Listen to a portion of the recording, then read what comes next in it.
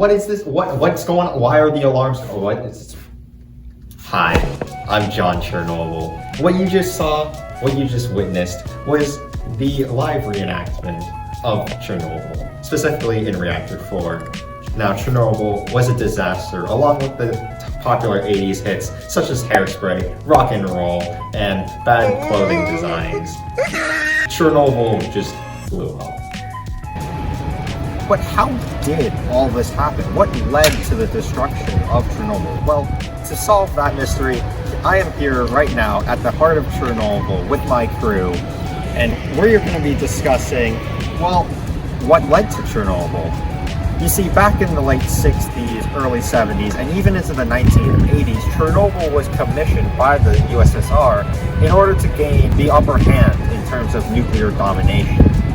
However, Viktor Brukhanov, the director of Chernobyl and the person responsible for building the actual reactors, was, let's say, given less resources than he expected to. Because of this, plenty of faults came out and were very well shown, even to the KGB.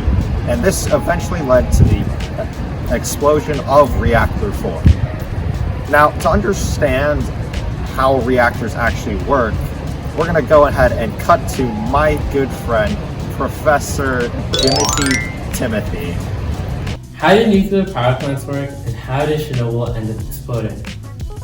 Nuclear power plants generate electricity through nuclear fission, which heats up water into steam, turning turbines and generating electricity. What ends up happening is a giant chain reaction explosion, creating a lot of heat and energy. And in a nuclear power plant, this can be controlled by the moderator, who can control the rate of reaction and the control rods. Nuclear fission is when a neutron hurls into another atom, in this case uranium, splitting the atom into two radioactive isotopes, which also releases another neutron, hurling into even more atoms. But why does this matter? Why does radiation matter so much? And especially, what does it do to us exactly? Here to help us figure this out is Dr. Curium Hall. Miss Hall, what does radiation do?